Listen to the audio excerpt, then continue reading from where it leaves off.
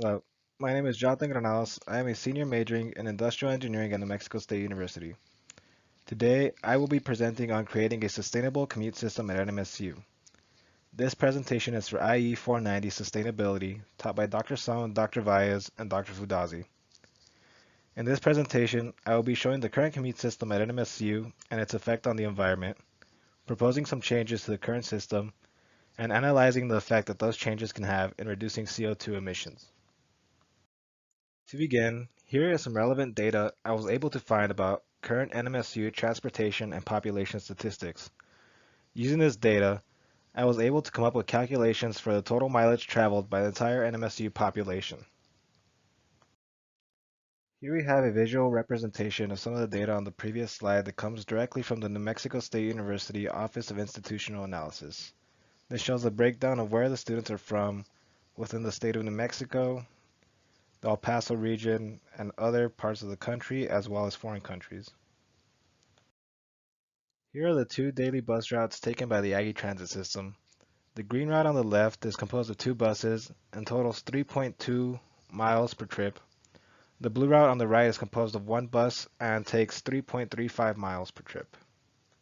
Now that we know a little bit about the data we're working with, we'll move on to the problem statement.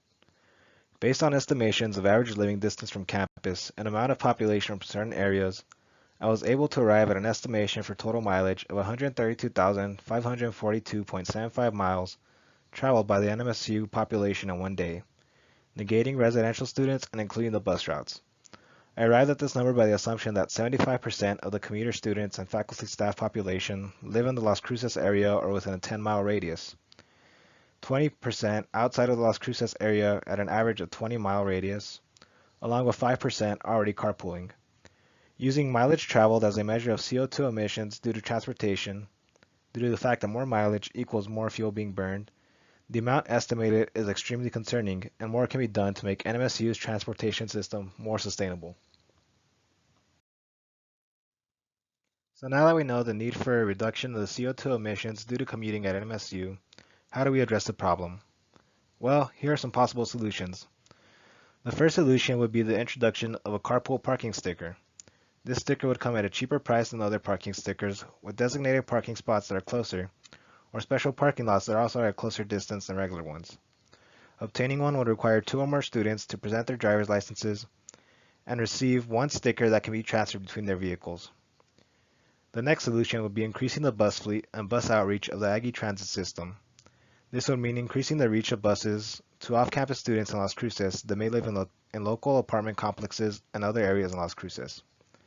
The final solution will be providing incentives to staff who carpool, such as bonuses, vacation time, first choice on classes to teach, and other incentives. Now that we have some proposed changes to the system, just how much of an impact do these changes make?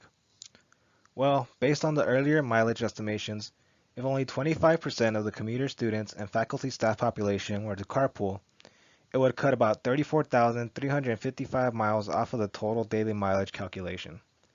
Also, if the bus fleet were to increase by 3 buses to travel around Las Cruces at an average of 12.5 miles per trip at 15 trips per day, and were used by 30% of those commuter students that live in Las Cruces, it would cut 23,517 miles from the total mileage while costing only 563 miles for the buses. This means that one bus saves 41.77 miles from the total mileage calculation coming from commuter students at a 30% usage rate. In conclusion, if NMSU invested in increasing the amount of buses and having the buses reach more students in Las Cruces, and not only those already on campus, it would greatly reduce the amount of CO2 emissions caused by students commuting to NMSU. Also, promoting a carpool program and having incentives to promote it would also lead to more reductions in CO2 emissions. Not only will this help reduce the CO2 emissions, but it will also bring a good image and recognition to the university for being environmentally friendly. Here are the references I used to help me gain knowledge for the information needed for this presentation. This concludes my presentation. Thank you.